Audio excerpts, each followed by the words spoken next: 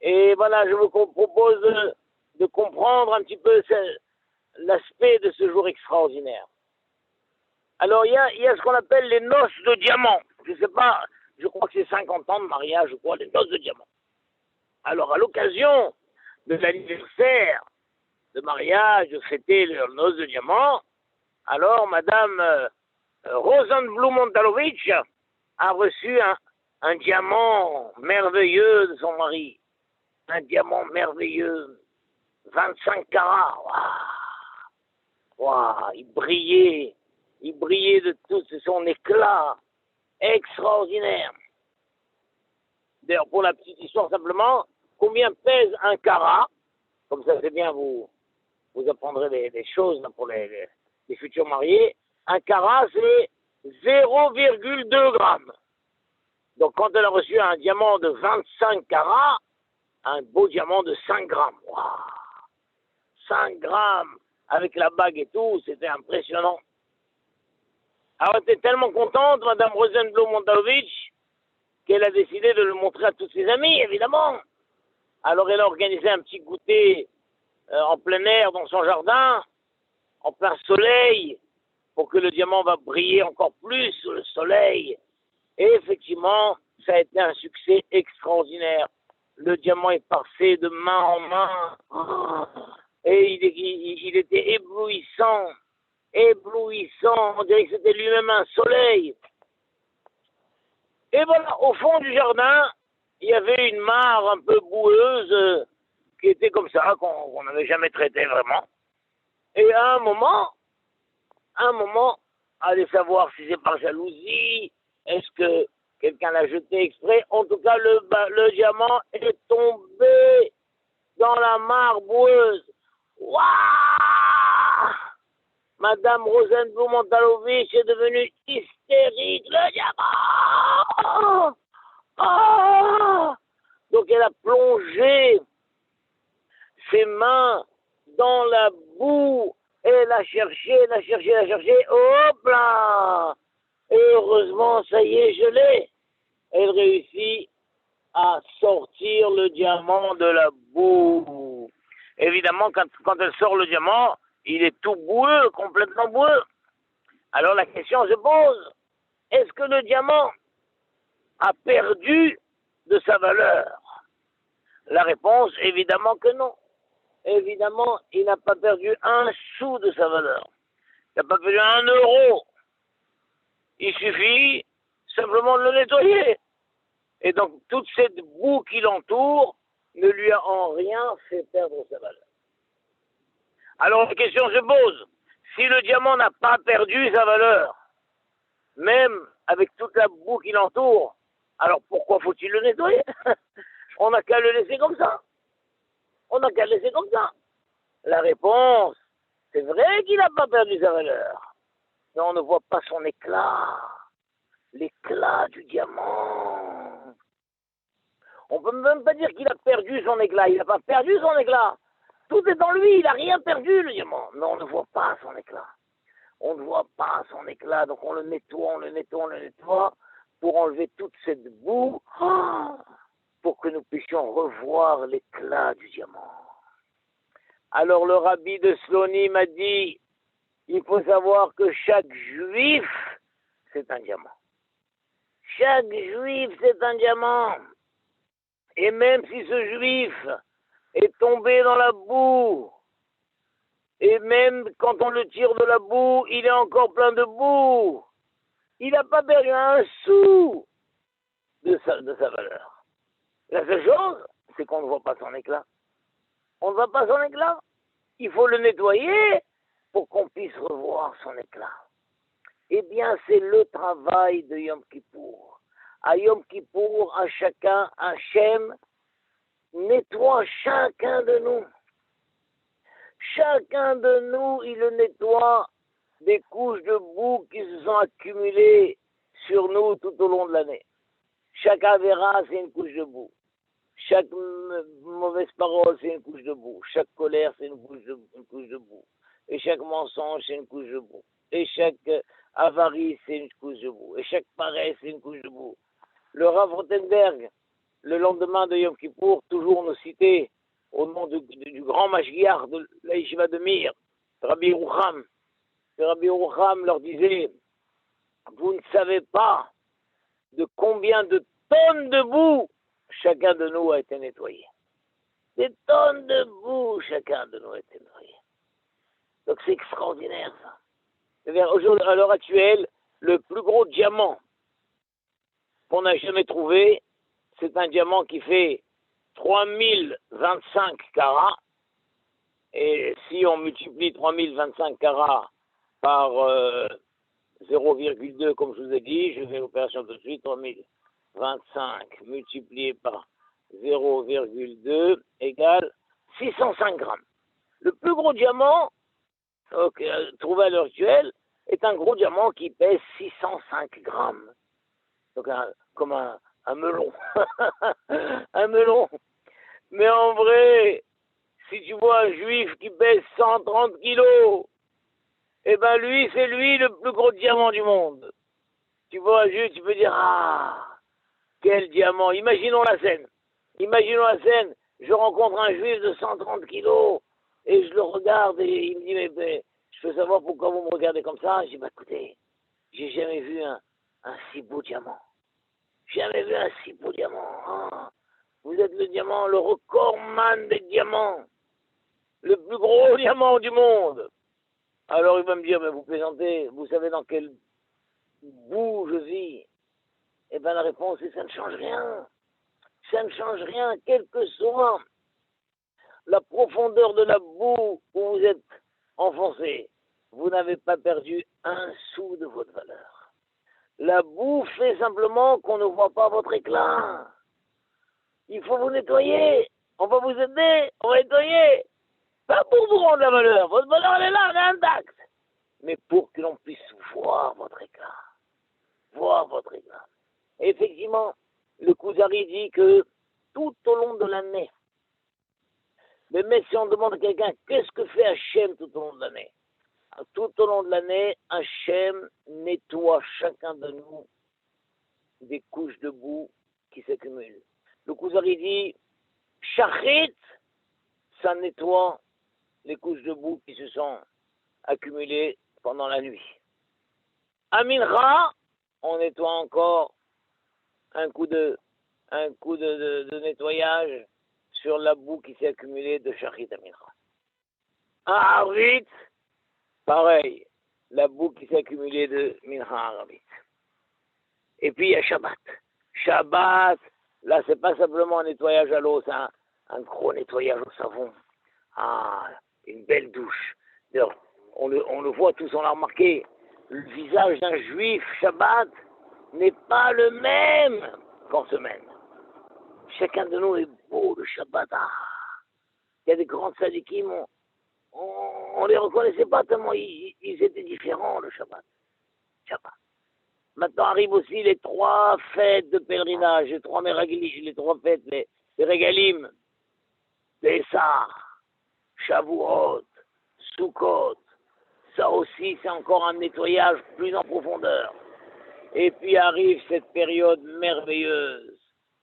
C'est 2 mois merveilleux, tout le mois des loups, et Rosh Hashanah, et Aseret Yemei Teshuvah, et Yom Kippour, et toute la journée de Kippour, et Arvit, et Shachrit, et Moussaf, et Mincha, et Ne'ilah, et encore une fois, et encore une fois, et encore une fois, et encore une fois vidouille, et encore une fois vidouille, et encore une fois. Et tout au long de Yom Kippour, Hachem nettoie. Là, c'est un nettoyage vraiment à la brosse, avec tous les produits les plus performants pour bien nettoyer.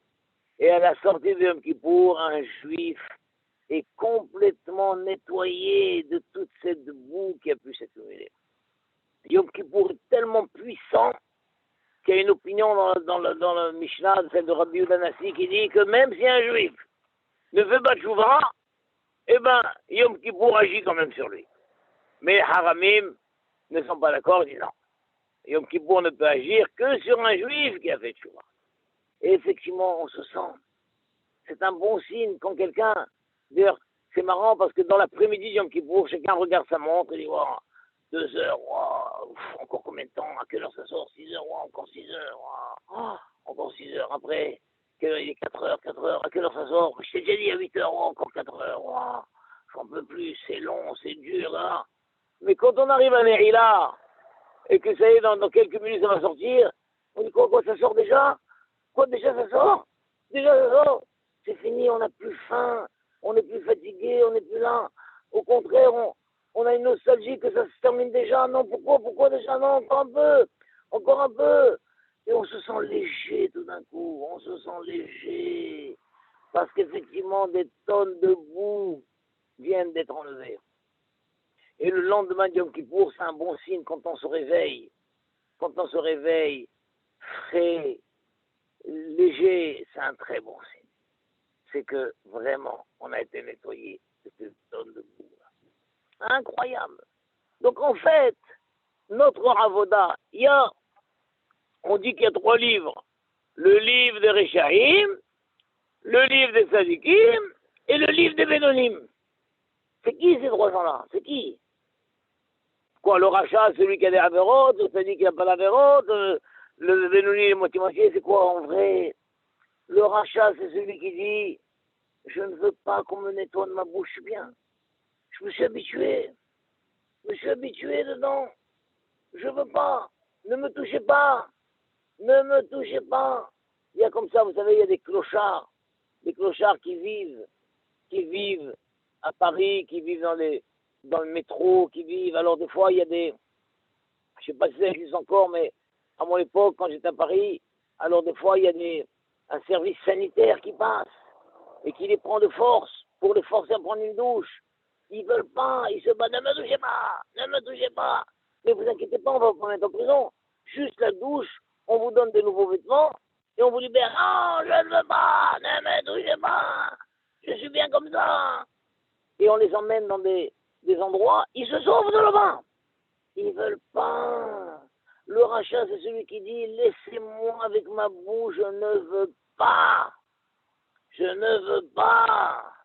Le tzaddik, c'est pas celui qui n'a pas de boue. Il a de la boue lui aussi. Mais il dit, je vous en prie. Oui, Hachem, je t'en prie. Nettoie-moi, fais. Nettoie-moi de toute cette boue qui s'est accumulée en moi. Je veux être nettoyé. Je veux être débarrassé de cette couche de boue qui m'entoure et qui me recouvre. Et le Bénoni, c'est celui qui dit, je sais pas. La vérité, je sais pas. Je me suis habitué comme ça. C'est bien comme ça. Pourquoi changer? Après tout, c'est comme ça. Il sait pas. On dit, écoute, t'as 10 jours pour te décider. Si au bout de 10 jours, il dit, non, c'est décidé, enlevez-moi la boue. Enlevez-moi la boue. Ça y est. Alors on l'écrit dans le livre des Sadikim, le livre de la vie. Mais si au bout de 10 jours, il dit, non, tout compte fait, je suis bien comme ça, je veux pas changer. Je veux pas changer. Je sais que je mène une vie de boue, de vice, de convoitise, de matérialisme. Je sais, mais c'est fini. C'est comme ça. Je veux pas changer. Je veux plus changer. C'est trop tard pour moi. Je veux plus changer. Je veux changer. Alors on l'écrit dans la vie. Donc en vrai, Yom Kippour, c'est ça la avoda. La avoda de chaque juif, c'est de dire Hachem, je voudrais tellement retrouver mon éclat. Hachem, je sais que je suis un diamant. Je sais que je suis un diamant. Et je sais que ma valeur, elle est intacte. Mais je sais malheureusement que mes avérotes font qu'on ne voit pas mon éclat. Qu'on ne voit pas mon éclat. Je veux retrouver mon éclat. Je veux. Hachem, fais avec moi ce qu'il faut faire. Fais avec moi ce qu'il faut faire. Et c'est pour ça qu'on répète tout au long des Yom Kippour, Hachamnu, Baganu, Gazanu, on a fait ceci, hop, allez, c'est comme dans une machine à laver. Allez, tu as le premier, tu as le rinçage, tu as le nettoyage, tu as le rinçage, tu as l'essorage, le deuxième nettoyage, là, hop, et tout d'un coup, encore une fois. Allez, encore un autre bain. Allez, encore avec un produit un peu plus fort et tout, jusqu'à retrouver le plus blanc que blanc. C'est quoi la publicité à l'époque? Il y avait, je sais pas comment ça s'appelait, miel, quoi, j'oublie là, qui lave plus blanc que blanc. Donc ça, c'est un juif, c'est un diamant. C'est un diamant, un juif. Et donc quand un juif tombe dans une sorte d'abandon, une sorte de iouche, il dit oh c'est fini. Avec tout ce que j'ai fait, qu'est-ce qui reste? Tu te trompes! Tu es un diamant. Aussi profondément, sois-tu enfoncé dans la boue, tu n'as pas perdu un sou de ta valeur. Ce n'est que ton éclat qui n'est pas mort. Incroyable.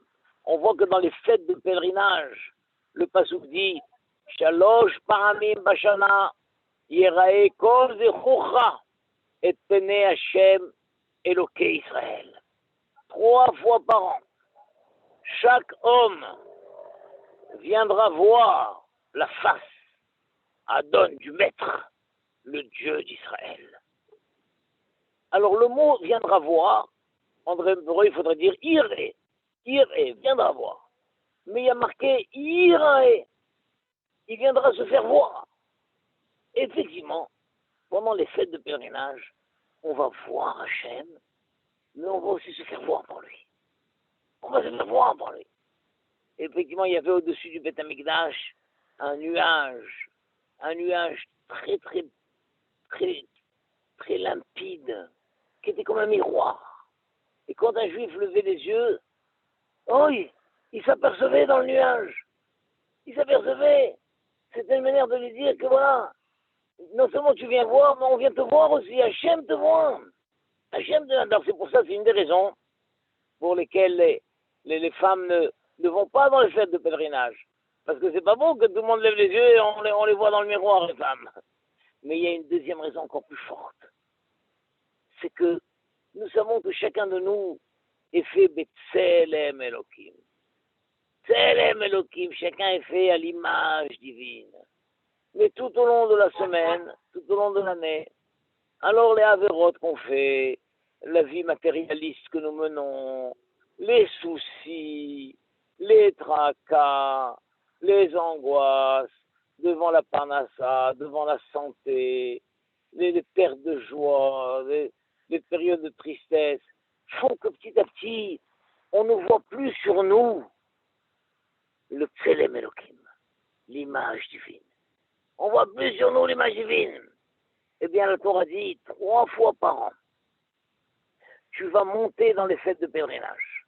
Tu vas à Yerushalayim, tu arrives au Beth Amikdash, et là-bas, tu vas voir la Shrina. Et la Shrina aussi va te voir. Et par ce regard que la Shrina te lance de te voir, tu vas retrouver petit à petit ton Tselem Elohim. Et donc, Yerae, tu te feras voir par qui? Par tous les autres juifs. Chacun va pouvoir le dire, waouh, qu'est-ce que tu es beau, waouh, quel éclat. Chacun va pour se montrer comment il a récupéré son Tselem Elohim. Et c'est pour ça que je vous ai dit que les femmes ne vont pas au fait le pèlerinage. Parce que c'est pas de tenir route que tout le monde va retrouver sa beauté. Waouh. Donc les gens vont voir les femmes, ils disent waouh, madame, quelle beauté, quel embellissement, vous avez embelli, vous êtes éclatante, vous êtes genre là. Ça se fait pas. Donc les femmes ne vont pas faire le pèlerinage. Incroyable. Et bien Yom Kippour, c'est encore plus grand que tout ça. Encore plus grand que tout ça. Un juif, il retrouve tout son éclat. Il retrouve tout son Tselem Elohim. Encore plus grand que ça. Il faut savoir que, historiquement, le premier Yom Kippour de l'histoire a eu lieu lorsque Moshe Rabbeinu est monté dans le Har Sinaï la 2e fois pour aller obtenir le pardon après que les Juifs aient fait le Het HaEgel, et Akadosh lui a dit « Salah tikivrecha » ça va. Après 40 jours de lutte, Moshe Rabbeinu il a lutté, il a prié, Akadosh lui a dit le jour de Yom Kippour, parce que Moshe Rabbeinu est remonté Rosh Chodesh Elul, il est resté 40 jours là-bas. Après 40 jours, Hachem lui a dit Salah tikivrecha, ça y est, je t'ai pardonné, comme tu l'as demandé, je t'ai pardonné. Ça, c'est le premier Yom Kippour de l'histoire. Et depuis, ce jour-là est devenu Yom Kippour. Mais il faut savoir qu'à l'origine, depuis Briyat HaOlam, les Mefarshim disent, dans Briyat HaOlam lui-même, déjà, Hachem avait créé cette notion de Yom Kippour. Cette notion de nettoyer un juif une fois par an, de le nettoyer à fond de toutes les couches de boue qui se sont accumulées sur lui, Hachem l'avait déjà créé dans Briat Olam lui-même. Parce qu'Hachem a su qu'un juif ne peut pas tenir 2, 3, 4 ans, il sera complètement écrasé sous la boue qui s'accumule. Donc depuis Briat Olam, déjà, Hachem avait créé ce système, cette notion de nettoyer un juif. Nettoyer un juif. Et voilà, nous arrivons à ce jour-là extraordinaire, où chacun de nous, la seule chose que chacun de nous doit exprimer, c'est cette envie profonde, de dire Hachem, je suis conscient que je suis un diamant, et Hachem, je veux me laisser faire. Je veux me laisser faire. Voilà, je me livre complètement à toi, Hachem, et vas-y, mets en marche le Karcher, mets en marche, comme quand quelqu'un va nettoyer sa voiture, vous savez, moi j'adore. Quand je vais nettoyer ma voiture, je reste dans la voiture. Il y en a qui descendent et qui voient ça de loin. Moi j'adore rester dans la voiture. Je reste dans la voiture, wap, et je vois, brrr, alors les premiers jets d'eau qui viennent. Ensuite, de tous les côtés, ça sort on asperge avec du savon, de l'eau savonneuse, toute rose comme ça. Et après, les rouleaux commencent à se faire. Et la voiture, elle avance toute seule sur le. Il faut la mettre en point mort. Et la voiture, elle avance toute seule sur le tapis comme ça. Qu'est-ce que c'est merveilleux. Je me sens moi-même nettoyé. Et je vois ces rouleaux qui vont. Quel bonheur. Et la voiture, elle est rentrée toute sale de poussière, elle ressort brillante. Oh là là là là là. Eh bien, c'est ça. C'est ça Yom Kippour. C'est ça Yom Kippour où un juif, il veut être nettoyé. J'en ai marre de cette boue. Je veux être nettoyé, Hachem. Je veux. Vas-y, je me livre complètement à toi, Hachem, entre tes mains. Et effectivement, que le beaucoup nous nettoie chacun et on redémarre une belle année, Be'ezrat Hachem. Et même si, effectivement, pendant l'année, alors la boue va revenir. Mais bien sûr, la boue va revenir. Il n'a jamais été question que la boue ne revient pas. La boue revient. Mais je ne veux pas que cette boue s'accumule des années. Je veux que ça y est. Je redémarre à zéro. Après, le travail. Maintenant, je vais faire en sorte, espérer que peut-être il y aura moins de boue cette année que l'année précédente. Alors, mais bien que on n'est pas dupe. Chaque année, on a promis, ça y est, je ne vais pas refaire ça, hop, et ça recommence. Eh bien, il ne faut pas avoir de complexe. Il faut dire, Hachem, l'année dernière, je t'avais dit que cette année, je ne ferai plus de la Shonara. Mais j'ai fait autant de la Shonara que l'année dernière. Hachem, je t'avais dit que cette année, je ne ferai plus ceci. J'ai fait pareil. Mais je le redis encore. Parce qu'il suffit que je le veuille profondément pour que le nettoyage s'opère sur moi, alors voilà, c'est ce que je vous souhaite, je souhaite à tout le clan d'Israël, que cette année, nous sortions tous complètement nettoyés, Et alors, pour la petite histoire, il faut savoir que les astrophysiciens américains ont découvert, il y a une quinzaine d'années, ils ont découvert une étoile dans la constellation du Centaure, une étoile qui fait 4000 km de diamètre et qui est toute en carbone pur cristallisé. Qu'est-ce que c'est que le carbone pur cristallisé? Vous l'avez deviné, c'est le diamant. Il y a dans la constellation du Centaure une étoile qui est toute en diamant. Elle est peut-être à 5 millions de kilomètres, je ne sais pas combien, mais elle brille tellement, et avec un télescope très très performant, ils ont réussi à le repérer. Une étoile, elle pèse, ils ont calculé 2000 milliards de tonnes, je sais pas quoi. Alors mon hidouche, c'est quoi? C'est que cette étoile, tout en diamant, c'est l'étoile du clan d'Israël. Pourquoi? Une étoile tout en diamant pour un peuple tout en diamant. Donc nous avons droit à avoir notre étoile, parce que le clan d'Israël, c'est un peuple tout en diamant. Et bien nous avons notre étoile, se trouve, ils lui ont donné un nom, elle se trouve dans la constellation du Centaure, et elle est tout en diamant, tout en diamant. Voilà, c'est avec ce sentiment qu'il faut arriver à Yom Kippour. Je suis un diamant, mon peuple est un diamant, et nous voulons être briller de tout notre éclat, Bezat Hashem, jusqu'à ce que la Géoula Shlema vienne, et on assiste, Bezat Hashem, à Biat Mashiach. Bracha ve'atzlacha. Shana Tova, mes chers amis. Gmar Khatima Tova. Gmar Tov. À bientôt. Merci Au revoir. À bientôt, au revoir.